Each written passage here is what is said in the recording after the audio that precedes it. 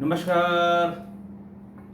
आज मैं फिर आपके सामने अपराध की एक और घटना लेकर आया हूँ। आज के अपराध की घटना पुरानी है, थोड़ी सी पुरानी है।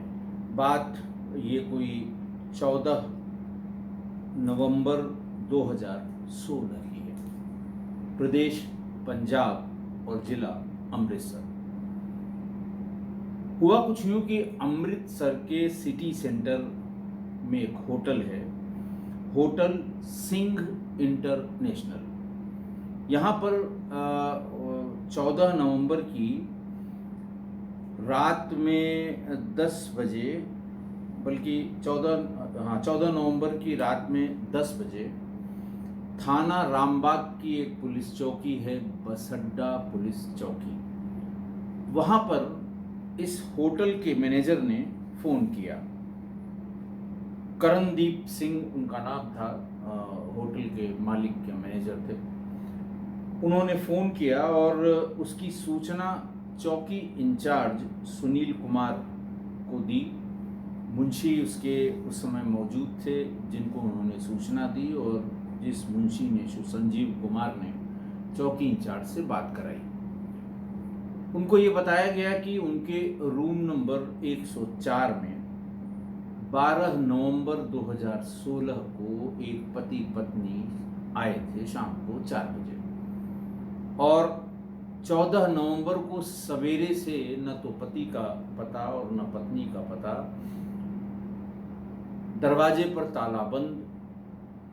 होटल के कर्मचारियों ने जब ये बात बताई अपने मालिकान को, होटल के उस कमरा नंबर 104 के दरवाजे को खोला गया डुप्लीकेट चाबी से, तो उसमें एक नव यौवना 24-25 साल की युवती का शव पड़ा था। उसके शरीर से बहुत ज़्यादा खून निकला था, जिसकी वजह से पूरे फर्श पर खून ही खून दिखाई दे रहा था। खैर, पुलिस, सुशील कुमार जो चौकी इंचार्ज थे, वो तुरंत वहाँ पर अपनी फोर्स के साथ पहुँचे।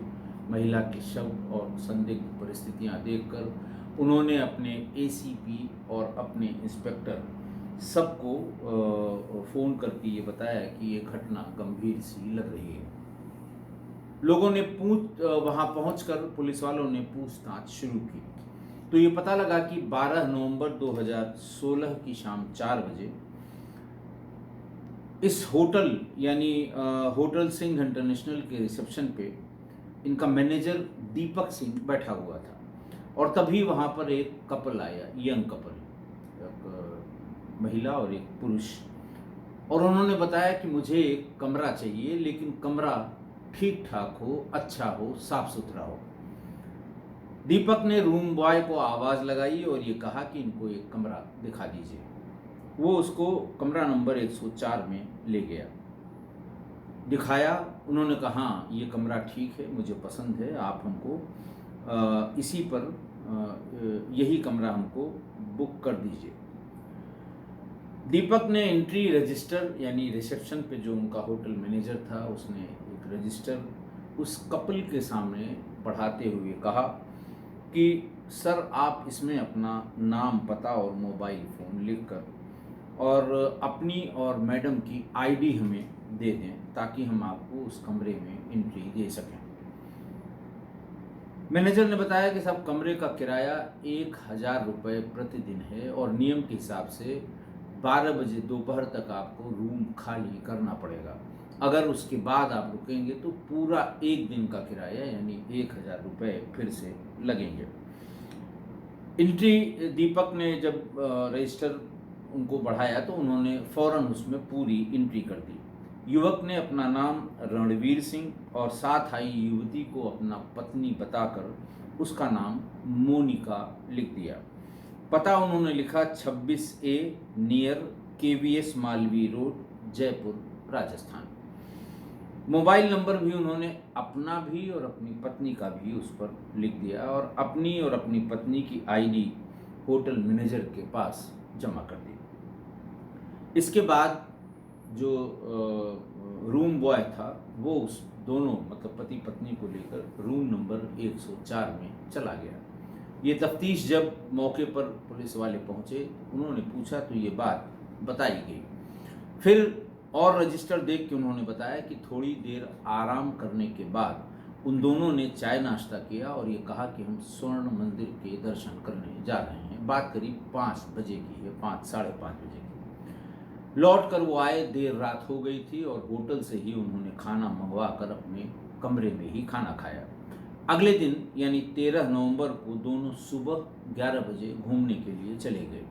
रात करीब 8:30 बजे लौटे।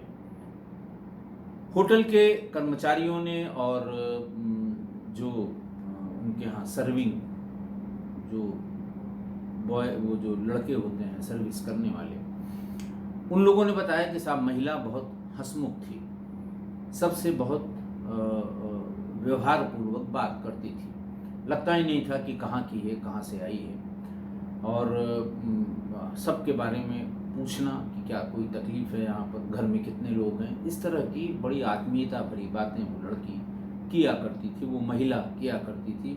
ऐसा वहाँ के सभी लोगों ने बताया, क्योंकि वो 12 और 13 पूरा दिन वहीं पर रही थी। अगले दिन यानी 14 नवंबर को कमरे से दोनों में से कोई बाहर नहीं आया। न चाय नाश्ता, न खाना, किसी चीज़ का ऑर्डर भी नहीं दिया। पूरा दिन बीत गया, कमरे में कोई हलचल नहीं हुई। रात 10 बजे के करीब होटल मैनेजर दीपक ये पता करने के लिए कमरा नंबर 104 के सामने जा पहुंचे कि आखिर ऐसा क्या हुआ कि 27 घंटे से ये दोनों कमरे के बाहर निकले भी नहीं हैं, पानी भी नहीं मंगाया है। दीपक ने दरवाज़ा खटखटाया और आवाज़ें दी, लेकिन अंदर किसी तरह की हलचल उन्हें नहीं सुनाई पड़ी। आखिरकार उन्होंने डुप्लीकेट चाबी से दरवाज़ा खोला। अंदर का जो सीन था, अंदर का जो नज़ारा था, वो देखकर वो दंग रह गया। वो भागकर नीचे आया और होटल के मालिक करणदीप सिंह को फ़ोन करके बताया कि सरदार जी, कमरा नंबर 104 में एक लाश पड़ी है। करणदीप सिंह फौरन भागकर होटल पहुंचे। सारा स्टाफ कमरा नंबर 104 के सामने खड़ा था। उन्होंने देखा कि कमरे के बेड पे 24-25 साल की एक युवती का खून से लथपथ शव पड़ा हुआ है। पूछने पर दीपक यानी मैनेजर जिसने उनकी एंट्री कराई थी, उसने बताया कि युवती 2 दिन पहले अपने पति रणवीर के साथ होटल आई थी। इसके बाद करणदीप को समझ में आ गया कि कुछ फाउल हुआ है। उन्होंने फौरन रामबाग थाने की पुलिस चौकी बसअड्डा को फ़ोन करके उनके मुंशी संजीव कुमार, जो उनका जानने वाला था, उनसे बात की और बात बताई तो उन्होंने अपने चौकी इंचार्ज से भी करणदीप की बात कराई। थोड़ी ही देर में चौकी इंचार्ज सुनील कुमार अपनी सारी फोर्स के साथ होटल पहुंच गए। कमरा नंबर 104 में जाकर उन्होंने देखा, युवती की लाश देखी और सूचना उन्होंने अपने प्रभारी निरीक्षक, एसीपी और क्राइम ब्रांच को तुरंत दे दी। उन्हीं की सूचना पर रामबाग के जो उस समय के तत्कालीन एसएचओ थे दलविंदर कुमार, एसीपी ईस्ट गुरमेल सिंह, वो भी होटल पर पहुंच गए। उन्होंने भी मौके का मुआयना किया। उन्होंने देखा कि बेड पर लाश पड़ी है। उसी के पास रखी टेबल पर खून से सनी एक हथौड़ी पड़ी हुई है और उसी टेबल पर पानी का एक जग और 2 गिलास रखे हुए थे। युवती के सर के पिछले हिस्से में बहुत गहरे घाव थे। चेहरे पर भी चोट के गंभीर निशान थे, जो संभवतः हथौड़ी के वार से हुए होंगे। फिंगरप्रिंट एक्सपर्ट्स के अनुसार हत्यारा इतना चालाक था कि किसी भी वार्डरोब के हत्थे पर, ग्लास पर, मेज पर और जो भी चिकना सरफेस है उसके भीतर, होटल के कमरे के भीतर, जैसे रिमोट, इन सब पे किसी पे भी किसी तरह का फिंगरप्रिंट नहीं पाया गया। वहीं से सबका माथा ठनक गया कि इतना शातिर कौन है कि उसी कमरे के भीतर किसी चीज़ पे किसी तरह का कोई फिंगरप्रिंट हो सकता है। उसके पहले आने वाले किसी गेस्ट का फिंगरप्रिंट भी रहा हो तो वो भी मिटाया गया, यानी बहुत सफाई से फिंगरप्रिंट मिटाए गए। हथौड़ी पर भी उसकी उंगली के कोई निशान नहीं मिले। खैर, चौकी इंचार्ज ने शव का पंचायतनामा करके उसे पोस्टमार्टम के लिए भेज दिया गया और अज्ञात व्यक्ति के खिलाफ हत्या का मुकदमा दर्ज कर लिया गया। पुलिस ने होटल में लगे सीसीटीवी की 12 से 15 नवंबर तक की फुटेज को भी कब्जे में ले लिया। इसके साथ ही रजिस्टर में दर्ज रणवीर और मोनिका का पता, फ़ोन नंबर नोट करके रणवीर ने होटल में जो भी आईडी जमा की थी वो पुलिस ने अपने कब्जे में कर ली। अब तक की जांच से पुलिस को ये पता चल चुका था, या पुलिस को पूरा विश्वास हो चला था कि महिला की लाश है, उसके साथ जो पुरुष आया था जिसने उस महिला का पति अपने आप को बताया था, संभवतः उसी ने हत्या की होगी। तो चौकी इंचार्ज ने तलाश के लिए एक पुलिस टीम बनाई। चौकी इंचार्ज के नेतृत्व में एक टीम बनाई गई। उसमें एक एसआई, हेड कांस्टेबल और कई कांस्टेबल जिनमें हीरा सिंह, बूटा सिंह, गुरचरण सिंह, गुरप्रीत सिंह इन और रंजीत सिंह को शामिल किया गया। होटल के रजिस्टर में रणवीर के द्वारा लिखाया गया मोबाइल नंबर चेक किया गया तो वो फर्जी पाया गया। जयपुर भेजी गई एक पुलिस टीम, चूँकि जयपुर का पता उन लोगों ने अपने आईडी प्रूफ में लिखाया था, तो एक टीम जयपुर भेजी गई और वहाँ से भी लौटकर टीम ने बताया कि जो उसने आईडी दी थी वो सब फर्जी है और जो होटल में पता लिखवाया गया था वो भी पूरी तरह से फर्जी है। खैर, इसके बाद सीसीटीवी में जो फुटेज उन दोनों के, रणवीर और मोनिका के मिले थे, उनको उनके फोटोग्राफ निकालकर, स्टिल फोटोग्राफ निकालकर पंजाब और राजस्थान के सभी थानों को भेजा गया और कहा गया कि अगर इनके बारे में कोई जानकारी मिले तो सूचना दी जाए। शव पोस्टमार्टम होने के बाद शिनाख्त न होने की वजह से 72 घंटे तक का नियम है कि अज्ञात लाशें 72 घंटे रखी जाएं, उसके बाद ही उसका अंतिम संस्कार शव से पता लगे उसके धर्म के अनुसार किया जाना होता है। बहरहाल न पहचान होने के कारण 72 घंटे के बाद चौकी इंचार्ज सुशील कुमार ने अपने खर्चे से उस शव का अंतिम संस्कार करा दिया और लाख प्रयास के बाद भी रणवीर और युवती के बारे में पुलिस को कोई जानकारी नहीं मिल पा रही थी। पुलिस परेशान थी कि पुलिस जो मान रही है कि हत्या के पीछे उसी व्यक्ति जिसने अपना नाम रणवीर लिखवाया था वही है कि और कोई है। दूसरी बड़ी बात कि क्या इस हत्या का कनेक्शन राजस्थान से है या फिर ये कोई झूठी कहानी गढ़ी गई है। पुलिस का जो परेशान होना था वो बिल्कुल वाजिब था। सारा हाथ पैर मारने के बाद उसे कोई सफलता नहीं मिल रही थी। पुलिस इस मामले को इन्वेस्टिगेट कर ही रही थी कि अचानक 8 दिसंबर, ये 14 नवंबर की घटना है, 8 दिसंबर 2016 को राजस्थान के बाड़मेर जिले के एसपी गगन सिंगला ने फ़ोन किया अमृतसर के एसएसपी को और ये बताया कि अमृतसर के होटल सिंह इंटरनेशनल के कमरा नंबर 104 में एक युवती की हत्या हुई थी और इस युवती का हत्यारा हमारी कस्टडी में है, यानी हमारी गिरफ्त में है। एक टीम भेजकर उसे यहाँ से ले जाकर और जो जुर्म वहाँ हुआ है उसको वेरीफाई करा लिया जाए। तो पंजाब पुलिस की एक टीम 9 दिसंबर को बाड़मेर पहुँच गई। बाड़मेर जिले में ही वो पकड़ा गया था।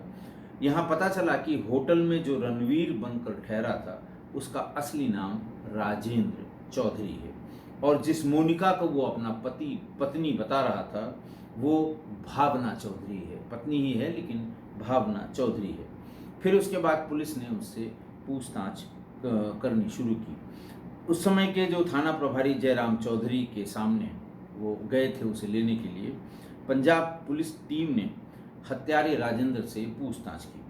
उसे 10 दिसंबर 2016 को अदालत में पेश करके 3 दिनों का ट्रांजिट रिमांड लिया गया।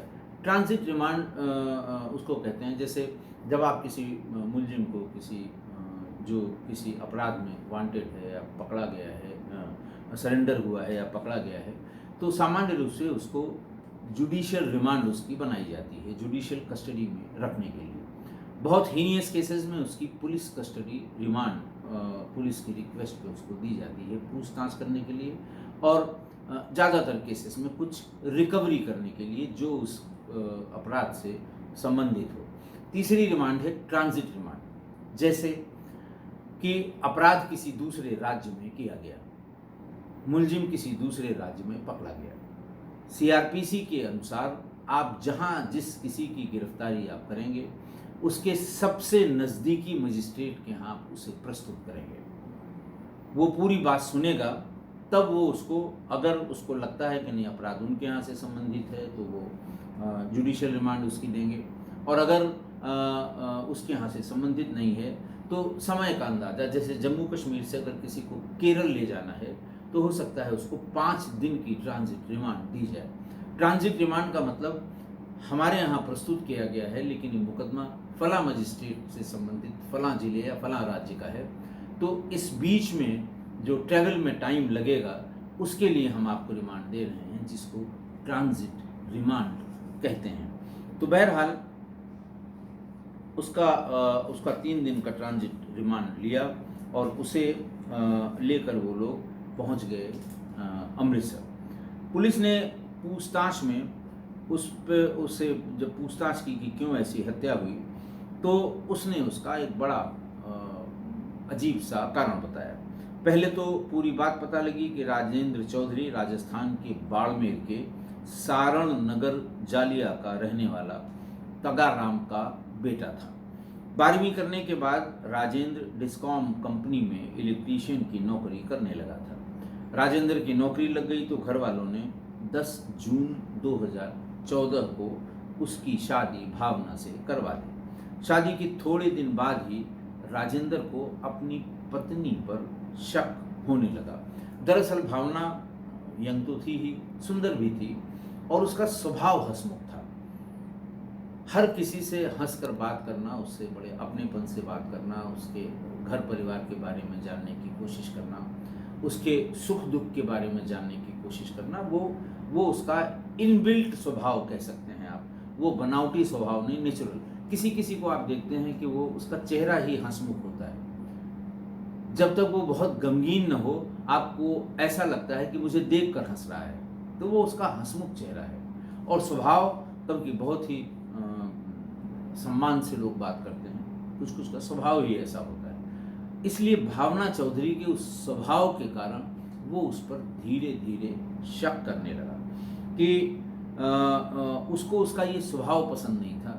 किसी से जब वो बात करती थी तो उसे लगता था कि ये जरूर पहले से जानती है, ऐसे कैसे उससे बात कर रही है। और उसके बाद धीरे धीरे उसको और भी आगे शक होने लगा।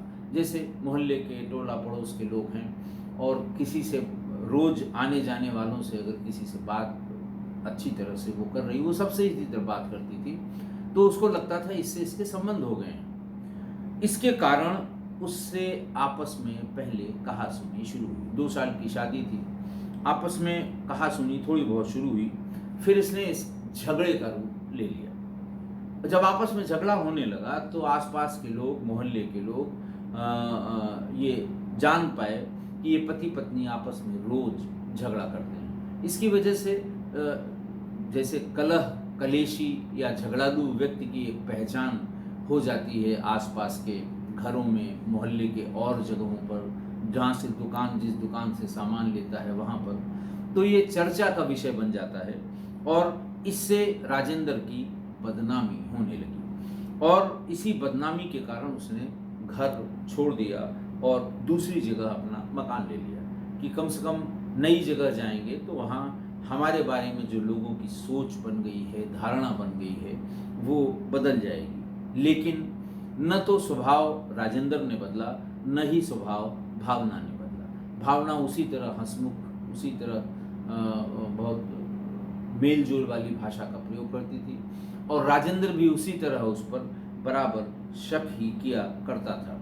वो जब भी भावना को किसी से बातें करते देख लेता था तो नाराज हो जाता था और उसकी वजह से वो शराब पीने लगा और भावना की हत्या के बारे में दिमाग लगाने लगा, सोचने लगा और इंटरनेट पर उसने हत्या के तरीके ढूंढने शुरू किए। कई महीनों के इस सर्च के बाद उसने बाजार से एक सर्जिकल ब्लेड और एक हथौड़ी खरीदी। साइबर कैफे से ही उसने भावना के फर्जी नाम, अपने और भावना के फर्जी नाम रणवीर, और मोनिका के नाम से पहचान पत्र बनवा लिया। उसकी अपनी योजना के हिसाब से जो उसने दिन अपने मन में बनाई थी कि अब इस नाम से सर्जिकल ब्लेड और हथौड़ी लेने के बाद अब हम इसकी हत्या करेंगे। तो इतना दृढ़ निश्चय करने के बाद उसने भावना से किसी भी तरह का झगड़ा करना बंद कर दिया। फर्जी पहचान पत्र से ही उसने नया सिम खरीदकर उससे भावना से कहा कि अब हमारे बीच का झगड़ा जो था वो खत्म हो गया है, क्यों ना हम कहीं बाहर घूमने चलें। उसके राजेंद्र के इस अचानक परिवर्तन से या स्वभाव से थोड़े समय के लिए भावना खुश भी हुई कि चलिए इन्होंने ये सब छोड़ के और मुझे घूमने चलने की बात ये कर रहे हैं। 10 नवंबर 2016 को फर्जी पहचान पत्र से उसने टिकट करा के भावना के साथ वो अमृतसर चला गया। घर से चलते समय उसने अपना मोबाइल फ़ोन घर में खड़ी मोटरसाइकिल में ही रख दिया। अमृतसर में उसने होटल सिंह इंटरनेशनल में कमरा बुक कराया। मैंने पूरी बात बता दी, खुद कमरा देखा और फिर उसके बाद पसंद किया, फिर अपना नाम पता लिखा, अपना जो पहचान पत्र था उसकी कॉपी जमा की, मोबाइल नंबर लिखा और फिर उसके साथ वो चला गया कमरे में। पहले दिन तो वो स्वर्ण मंदिर गया, दूसरे दिन घूमने गया और फिर 13 नवंबर को रात में 9 बजे लौटकर वो होटल के कमरे में शराब पीने लगा। उसने खुद शराब पीने के साथ साथ भावना को भी शराब पिला दी। करीब 11 बजे के आसपास राजेंद्र ने देखा कि भावना की नशे और नींद की खुमारी में उसकी आंखें बंद हो रही हैं। सबसे पहले उसने उसे पीट कर अधमरा कर दिया। इसके बाद हथौड़ी से उसके सिर और चेहरे पर कई वार किए। वो बेहोश हो गई तो सर्जिकल ब्लेड से उसका जो ये ट्रैकिया है, सांस की जो नली है, उसको काट दिया। वो यही उसने इंटरनेट में हत्या करने के तरीकों में पढ़ा था, इसीलिए सर्जिकल ब्लेड उसने खरीदा भी था कि सर्जिकल ब्लेड से ही ये जो श्वास नली है इसको अगर काट दिया जाए तो फिर न सांस ले पाने की स्थिति में कोई होगा और फिर हर हाल में मृत्यु हो जाएगी। भावना की हत्या के बाद उसने कमरे में मौजूद एक एक चीज़ पर अपने उंगलियों के निशान मिटाए और 12 बजे होटल से बाहर निकल गया। रात में 12-1 बजे के आसपास वो निकल गया। फिर वो ट्रेन से सीधे बाड़मेर पहुंच गया। घर आने पर उसे पता लगा कि उसकी अनुपस्थिति में उसका साला देवेंद्र भावना के बारे में पूछने आया था घर पर कि भावना कहाँ है या भावना से बात करनी है, मोबाइल बंद है, इस तरह की बात वो करने आया था। खैर तब तक राजेंद्र वहाँ पहुँच गया। देवेंद्र उसे वहीं मिल गया। उसने पूछा, भाई कहाँ है भावना, कहाँ है, तुम अकेले कैसे दिखाई दे रहे हो? तो उसने कई बहाने किए। शुरू में तो उसकी बातों पर साला उसका आ गया कि अच्छा इस काम से गए, कोई बात नहीं, जब आएगी तब बात करा देना, या जब बात होगी तो बता देना, मुझसे बात कर लेगी।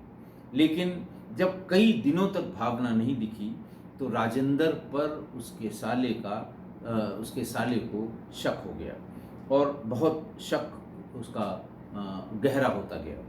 भावना के भाई ने बाड़मेर पुलिस से शिकायत की कि साहब ये हमारे बहनोई हैं, बहन का पिछले 10 दिनों से कोई पता नहीं है, 15 दिनों से कोई पता नहीं है, उससे बात भी नहीं करा रहे हैं, ये भी नहीं बता रहे हैं कि उसका फ़ोन कहाँ चला गया और हमें कुछ आशंका हो रही है इनके ऊपर कि ज़रूर इन्होंने कुछ गड़बड़ की होगी।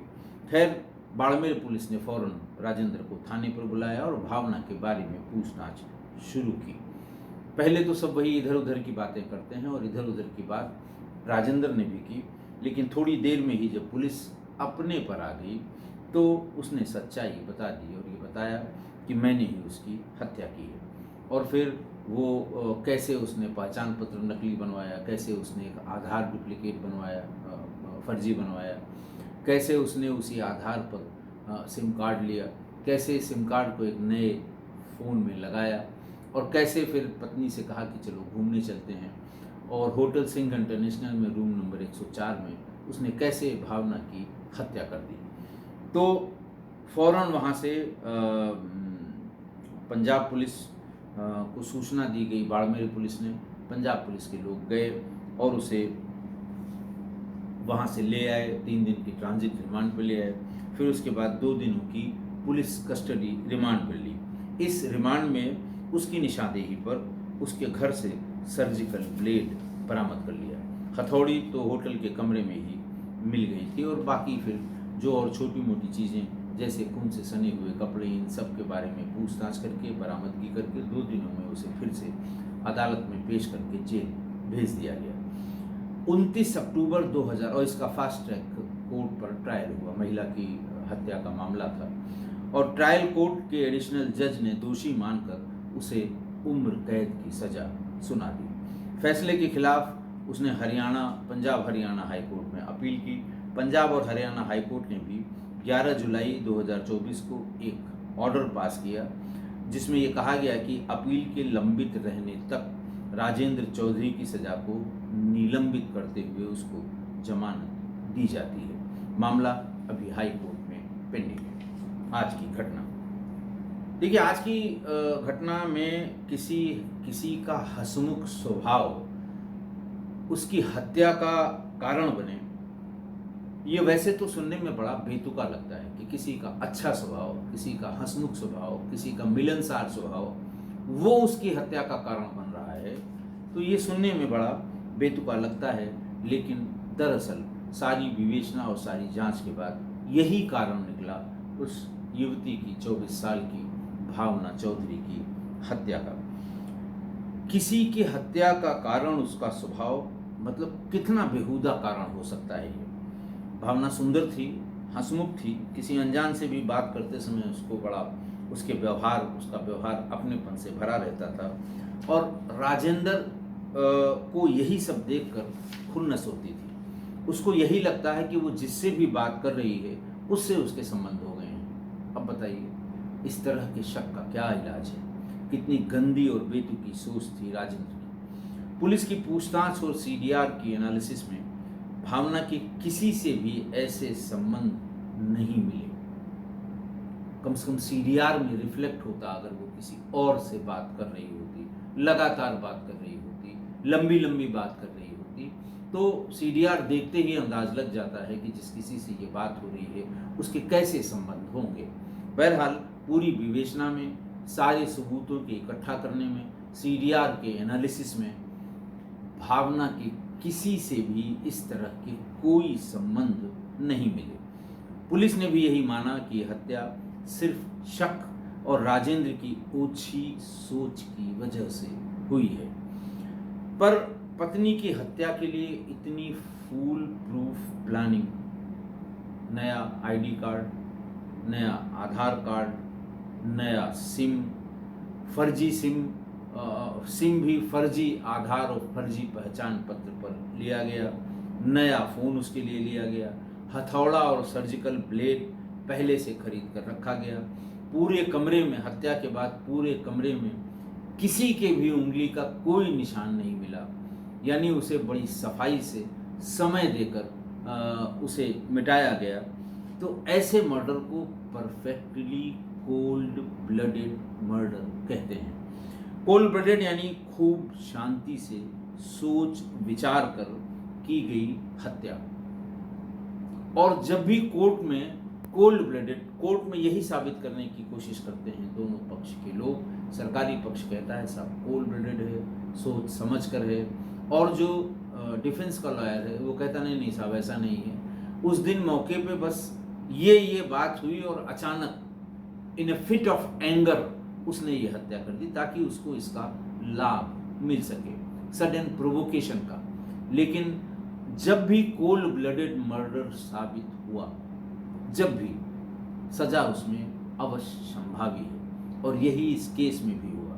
कोर्ट में प्रोसिक्यूशन ये साबित करने में सफल रहा कि ये कोल्ड ब्लडेड मर्डर है, यानी खूब सोच समझकर, खूब समय लेकर इस हत्या को अंजाम दिया गया है, लिहाजा उसको आजीवन कारावास की सजा सुनाई गई। इसीलिए कहते हैं कि शक एक लाइलाज बीमारी है जिसका कोई उपचार संभव नहीं है। लाइलाज है तो लाइलाज है। जैसे कैंसर के लिए लोग कहते हैं लाइलाज है, लेकिन कभी कभी कुछ इलाज से, कुछ कॉम्बिनेशन से कैंसर के पेशेंट भी ठीक होते हैं, भले थोड़े समय के लिए होते हैं। लेकिन शक का कोई इलाज नहीं है, थोड़े समय के लिए भी इसका कोई उपचार नहीं है। आशा है आप मेरी इस बात से सहमत होंगे। आज के लिए इतना ही। बहुत बहुत धन्यवाद।